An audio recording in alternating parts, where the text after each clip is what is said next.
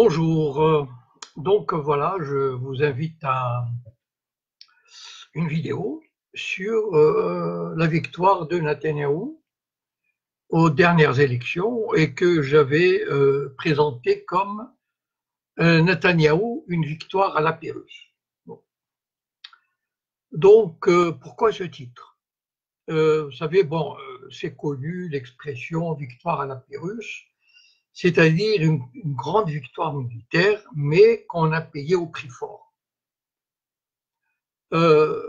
Ici, ce n'est pas exactement dans ce sens-là, mais disons, je voulais utiliser l'expression dans le sens où il y a effectivement une grande victoire de Netanyahou et de son camp, mais est-ce qu'elle va apporter les fruits qu'on en attend? Voilà. Et ce qui n'est pas sûr. Vous savez, c'est comme les victoires militaires, il y a des victoires militaires qui ne mènent pas, qui mènent à une impasse ou qui ne résolvent pas le problème. Pensez par exemple à l'agression entre le tripartite Angleterre-France-Israël contre l'Égypte en 1956, bon, et qui avait abouti à l'occupation du Sinaï. Et bon, quelques mois après, on est reparti de zéro et ça a été une défaite politique. Donc, le sens de la formule, c'est que, disons, cette victoire, effectivement, je veux dire, aujourd'hui, il y a une euphorie extraordinaire du camp de la droite. Le camp de la droite se croit vraiment arrivé à pratiquement tous ses objectifs et il ira encore plus loin. Et donc, ce scrutin marque un, comment dire, un nouvel élan dans son action que je vais tenter de vous expliquer. Vous savez, juste une parenthèse, juste le lendemain des élections, vous savez, il y a une entreprise israélienne qui avait envoyé une espèce de, comment dire, un objet qui devait atterrir sur la Lune. Et il était arrivé à 100 mètres de la Lune, ce qui était quand même un exploit, et il s'est écrasé, bon, au lieu d'atterrir. Disons, enfin, heureusement, parce que je crois que le triomphe sioniste aurait été absolument incroyable pendant, je ne sais pas, des semaines ou des mois. Donc, cette victoire du camp de la droite, elle ferme la porte à toute solution politique juste. Parce que Israël se sent en position de force. Il a quasiment l'Amérique est à ses pieds. L'Europe, à part quelques protestations verbales, bon, qui sont habituelles. Donc l'Europe est totalement inoffensive. Elle ne fait que déplorer la continuation de l'occupation et les constructions. La Russie, elle est aux côtés d'Israël quasiment. Poutine est un grand ami de Netanyahou. Je ne sais pas si, je pense que la dernière fois j'en ai parlé, mais je ne sais pas si vous êtes au courant, juste avant les élections, Poutine a fait un cadeau extraordinaire à Netanyahou en permettant la découverte des restes d'un soldat israélien tué dans la guerre de 82 sur le sol syrien. Et c'est un événement qui a eu un grand écho en Israël. La Chine et l'Inde sont des clients fidèles de l'industrie de l'armement israélien. L'Afrique quasiment, bon, donc finalement, même le monde arabe, enfin, je veux dire, toutes les monarchies sont prêtes à négocier, à accepter. Bon, il y a seulement, ils craignent un mouvement populaire et donc ils n'établissent pas des relations diplomatiques, mais c'est pas l'envie qui leur manque. Donc pour Israël, enfin, imaginez à la place de Netanyahou, il est le maître du monde. Pourquoi il ferait des concessions? Après tout, voilà, il peut absolument faire ce qu'il veut. Et donc, l'illusion, parce que c'était une illusion au moment des accords d'Oslo, l'illusion d'un État palestinien est définitivement enterrée. En tout cas, il n'y a que les Palestiniens qui croient encore, enfin, que l'autorité palestinienne qui croit encore. Ils avaient fait une espèce, ils ont dit, ces élections signent la fin de l'État, comment dire, de la solution à deux États. Ça fait 25 ans que ça dure. Malheureusement, l'autorité palestinienne, elle est assoiffée de fric et de pouvoir. Donc, c'est quelques milliers qui la composent, cette nomenclature, se partagent des dizaines de millions, sinon des centaines de millions. Ils collaborent avec Israël, et Israël grignote aujourd'hui à peut-être 700 000, 750 000 colons. Et il n'est absolument pas question qu'Israël ramène un seul habitant de Cisjordanie. Donc, toute illusion d'un État palestinien, c'est même pas la peine. En parler, c'est faire preuve soit de complicité avec le régime sioniste, soit faire preuve de bêtises, de conneries, d'ignorance. Si vous entendez parler quelqu'un de solution à deux États, même si c'est Macron, Merkel, ça veut dire qu'ils sont les complices, parce qu'ils ne sont pas bêtes, donc ils sont les complices de l'État sioniste. Alors, quelles sont les leçons qu'on peut tirer de ce scrutin? D'abord, les Arabes croient de moins en moins à la démocratie. Les Arabes israéliens s'entend. Il y a eu un taux d'abstention assez fort, parce qu'ils se rendent compte que finalement, bon, c'est vrai, ils sont tolérés dans ce pays, ils n'auront jamais leur place, c'est un État de plus en plus juif, et d'ailleurs la loi sur la nation du peuple juif qui a été adoptée il y a un an le montre bien. Donc ils sont tolérés, et finalement ils se rendent compte que il y a eu, je pense que j'avais publié un article de Libération, je l'avais reproduit, un lien vers cet article où une bonne partie des Arabes se disent pourquoi cautionner cette fausse démocratie. Donc, il y a une bonne partie s'est abstenue. Bon, ce qui arrange le système israélien d'ailleurs, qui s'abstient. Une autre leçon de ce scrutin, c'est l'effondrement de la gauche. Bon, évidemment, pour les plus jeunes d'entre vous, enfin ceux qui n'ont pas connu les années 50 et 60, ils n'imaginent pas comment Israël a été un pays quasiment communiste. Quasiment. Franchement, c'est-à-dire que toute la classe dirigeante. D'abord, Israël a été dirigé par le Parti travailliste de 48 à 78, pendant 30 ans. Et ce parti, la plupart de ses chefs politiques, militaires, syndicaux, etc., étaient des membres du kibbutz, c'est-à-dire des gens qui ne possédaient rien en propre. Ils n'avaient pas leur propre appartement, ils n'avaient pas de voiture. Ils appartenaient à des communautés, vous savez, les kibbutz. Mais quand on est dans un kibbutz, tout ce qui est dans le kibbutz appartient à la communauté. On ne possède rien en propre. Donc, c'était toute cette classe dirigeante vivait avec l'équivalent aujourd'hui, on dirait, de 1500, 2000 euros, 3000 euros. Ils ne portaient jamais de cravate. Enfin bon. Donc, et puis, c'était un système où les appartements étaient quasiment gratuits. La santé était gratuite, les transports étaient très, très réduits. Et il y avait une égalité extraordinaire. Il y avait très, très peu de riches. Et donc, il y avait un parti de gauche très, très fort. Et à partir de 78, et surtout des années 80, 90, la gauche va perdre, cette gauche-là va perdre le pouvoir. Le Parti travailliste aura jusqu'à 20 députés avant les dernières élections. Aujourd'hui, il en a 6. C'est-à-dire que quasiment l'échiquier politique israélien, il est de la droite à l'extrême droite qui va gouverner avec 65 députés. Il y a 35 députés de l'opposition, mais que c'est la droite modérée. Vous imaginez, c'est-à-dire c'est la droite modérée qui est dirigée par 3 anciens chefs d'état-major.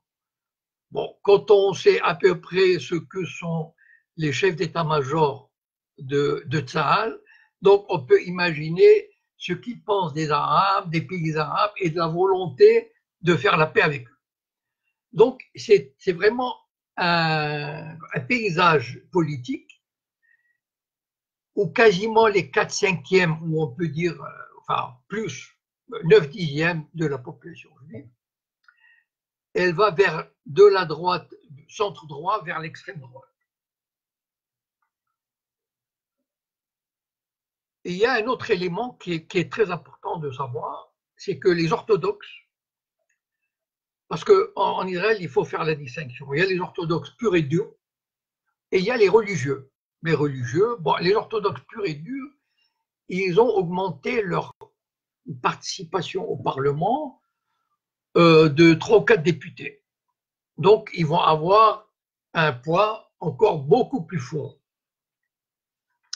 C'est-à-dire, ils vont imposer, par exemple, les conversions. Ce sont eux qui ont la main mise sur les conversions. Vous savez que les Juifs américains, comment dire, ils sont des conservatifs. C'est-à-dire, c'est l'équivalent des Juifs libéraux. En France, il y a une communauté libérale, c'est-à-dire des Juifs qui se disent libéral dans quel sens? C'est-à-dire qu'ils ont leur synagogue principale à la rue Copernic, dans le 16e arrondissement. Bon, je ne sais pas si des gens connaissent. Ce n'est pas parce qu'ils sont moins religieux, c'est parce qu'ils ont osé dire qu'il faut réformer la loi juive, qui a été édictée il y a 2000 ans ou 1000 ans. Et donc, il n'y a pas de raison. Par exemple, eux, ils admettent que les hommes et les femmes s'assoient ensemble à la synagogue, ce qui est une hérésie pour les orthodoxes. Donc, attention, quand je dis orthodoxes et libéraux, c'est pas que les uns sont très religieux et les autres pas. C'est une vision, comment dire, de judaïsme qu'on appelle réformée. Ça veut dire on a le droit, par exemple, ils vont à la synagogue en voiture, le Shabbat. Bon, parce qu'ils estiment que aujourd'hui, ces règles qui interdisaient de travailler le Shabbat ne fonctionnent plus aujourd'hui. Donc, la majorité des Juifs américains sont des conservatifs, ça veut dire des réformés. Or, ils entrent de plus en plus en conflit avec le gouvernement israélien qui est dominé par les orthodoxes. C'est-à-dire que les partis orthodoxes demandent au gouvernement que les conversions effectuées par les rabbins américains qui sont du mouvement réformé ne soient pas reconnus en Israël. Et ils ne sont pas reconnus. Par exemple, Netanyahou avait promis aux Juifs américains qu'une partie du mur des lamentations soit réservée aux réformés, ce que les orthodoxes empêchent. Donc il y a énormément de tensions. Moi, je suis très content de ça, d'autant plus que les Juifs américains sont de plus en plus écœurés par la politique de Netanyahou, l'expansion territoriale, le refus de la paix, etc. Et donc, c'est très sérieux, ce que je vous dis là, il y a vraiment un fossé qui se creuse entre les Juifs américains et le gouvernement israélien à cause des religieux israéliens orthodoxes qui ne veulent laisser aucune place aux Juifs conservatifs ou réformés américains. Donc, la victoire, enfin, cette place importante des religieux dans la nouvelle Knesset va pousser encore plus le gouvernement dans son intransigeance vis-à-vis des Juifs américains. Et Netanyahou a beau dire c'est vital, etc., les orthodoxes ne veulent rien savoir. Et ça, comment dire, c'est très bien. Voilà. Pour nous, c'est très bien parce que ça enfonce un coin entre les Juifs américains, en tout cas une bonne partie des Juifs américains, et Israël. Alors, maintenant, avec le nouveau Parlement, pour la première fois, j'imagine que vous avez entendu parler de Kahana. Bon. Kahana avait lancé un mouvement raciste, carrément, dans les années 80. J'ai oublié comment il s'appelle, enfin son prénom. Vous savez qu'en 1994, il y a un juif qui, de Hébron, le nom enfin bon, il me reviendra, Baruch Goldstein, qui est rentré dans la mosquée de Hébron et il avait assassiné 29 Palestiniens en prière. Et lui, il se réclamait de ce mouvement Kahana. Et ce fameux Kahana a été assassiné à New York. Bon, mais pour la première fois, des gens se réclamant de Kahana ont fondé un parti politique en Israël qui s'appelle Otzma Yehudi. Et grâce aux pressions de Netanyahou, ce parti s'est constitué, a formé un groupe qui s'appelle l'Union des partis de droite et qui sont entrés au Parlement. C'est donc l'extrême droite officielle, raciste, anti-arabe. Ils sont tous anti-arabes, ceci dit. Mais là, c'est vraiment, enfin, je veux dire, c'est officiel. Voilà. Et donc, pour la première fois, et ils vont participer au gouvernement. Donc, ça va, comment dire, pousser encore un peu plus, si on peut dire, le gouvernement israélien vers plus de racisme, vers plus d'occupation, etc. Enfin, bon, tout ce qu'on peut imaginer. C'est-à-dire que ce qu'on a vu jusqu'à présent, c'était un peu des hors-d'œuvre. Là, on va voir vraiment le vrai visage raciste, colonialiste, etc., messianique, orthodoxe de sionisme aujourd'hui en œuvre en Israël. Une autre, comment dire, une autre conséquence de ce gouvernement, vous savez, il y a une institution en Israël qui a toujours été respectée, c'était la Cour suprême.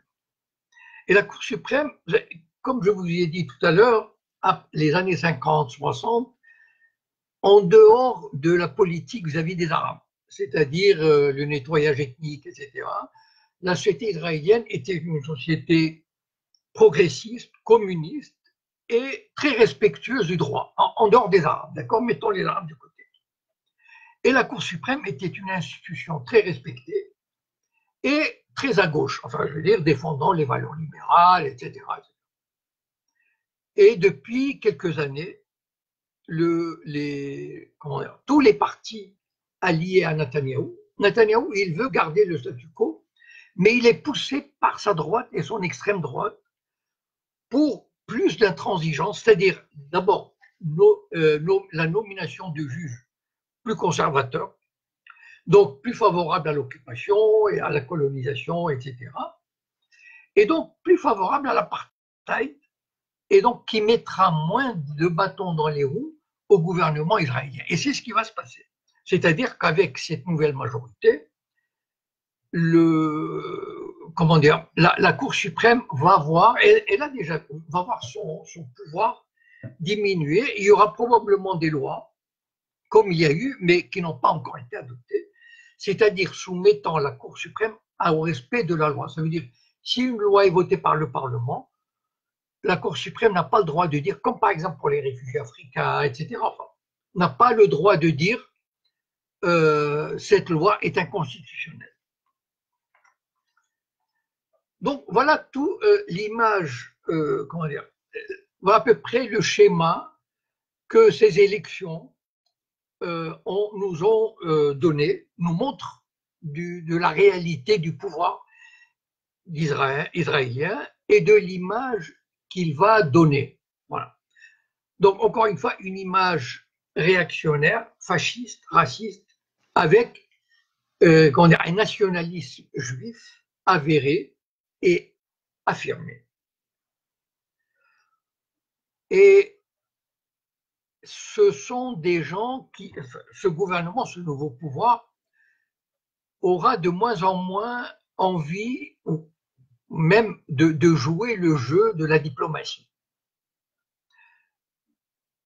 C'est-à-dire de chercher une solution. Encore une fois, pourquoi chercherait-il une solution? Parce que les pays arabes sont quasiment, enfin l'Arabie Saoudite, l'Égypte, ils en ont marre du problème palestinien, donc ils pressent l'autorité palestinienne d'accepter n'importe quelle solution. En fait, ce qui serait bien, d'après, disons, d'après ce qu'on dit vous savez que Trump a, paraît-il, un plan, le plan du siècle, comme il dit, c'est-à-dire il veut imposer une paix, enfin, entre Israël et la Palestine. Alors, c'est quoi cette paix? Bon, d'abord, vous savez, c'est malheureux que l'autorité palestinienne soit aussi corrompue, aussi lâche, parce qu'il suffirait qu'elle lâche le pouvoir et abandonne cette illusion, cette fiction qu'il peut y avoir un État palestinien. Et le système israélien, comment dire, on verra l'armée israélienne envahir les villes palestiniennes et redevenir des occupants. Et je vous assure qu'avec cette méthode-là, dans les 6 mois qui suivent, la moitié des États reprend les relations diplomatiques et commerciales avec Israël. Seulement, voilà, l'autorité palestinienne, malheureusement, continue à jouer le jeu. Qu'est-ce qu'elle peut obtenir, cette autorité palestinienne? D'abord, une chose qui est acquise.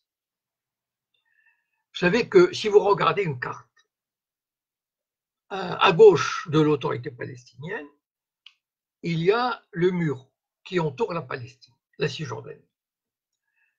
Bon. À droite, il y a la vallée du Jourdain. La vallée du Jourdain, elle a été nettoyée ethniquement par les Israéliens. Voilà. Il n'y a plus de Palestiniens sur une bande de 5 km le long du Jourdain. Il est évident que cette frontière-là ne sera jamais restituée aux Palestiniens.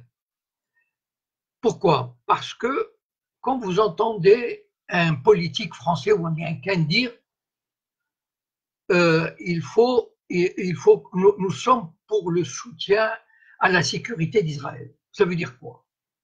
Ça veut dire qu'Israël aura le droit, même dans un accord avec l'Europe, l'Amérique, la Russie même, a reconnu qu'Israël a droit à la sécurité, c'est-à-dire a le droit de garder le contrôle du Jourdain. Ça veut dire quoi?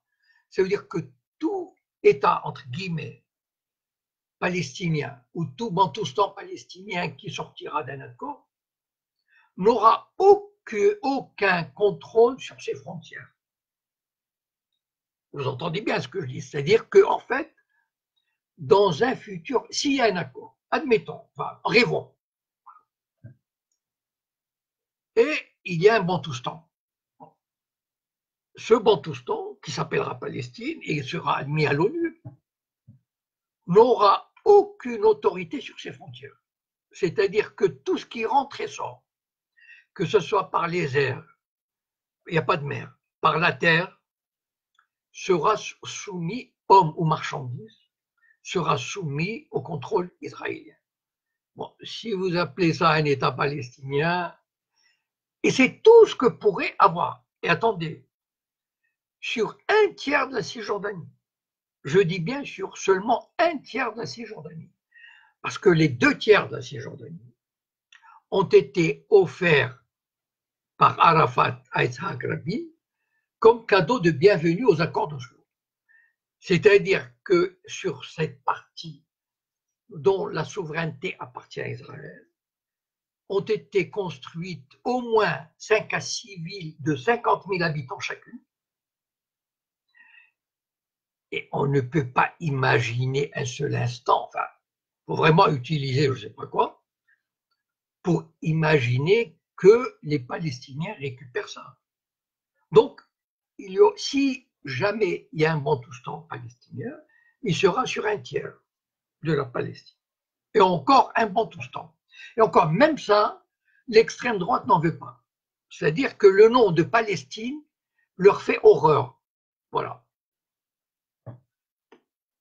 Qu'est-ce qu'on va faire de Gaza? Alors, d'après les fuites, vous savez, comment dire, on les organise pour habituer les gens à, comment dire, à la réalité, à la nouvelle réalité. Comme l'Égypte est totalement soumise à l'Arabie Saoudite, à l'Amérique et à Israël, on va lui confier l'administration de Gaza. Après tout, Gaza a été sous l'administration égyptienne de 48 à 67. Bon, on lui donnera quelques milliards et l'Égypte prendra le contrôle de Gaza. Et donc, finalement, la Palestine sera réduite à un Bantoustan. Et encore, dans le meilleur des cas, c'est ce qu'on va avoir. Le problème, vous savez, le problème des sionistes, c'est quoi? C'est qu'ils ont l'ivresse du pouvoir et de la puissance. Comme j'ai dit au début, Netanyahou se croit le maître du monde, et à juste titre. Bon. Mais seulement, il ne peut pas, il peut jamais s'arrêter. Parce que les sionistes, ils voudraient aller de l'autre côté du Jourdain. Et surtout, il faut qu'ils restent sur un pied, comment dire, pour suivre l'état de guerre. C'est une société qui ne peut pas déposer les armes, vivre comme c'était à la française, à l'européenne, ça veut dire une société pacifique. Ils ne peuvent pas.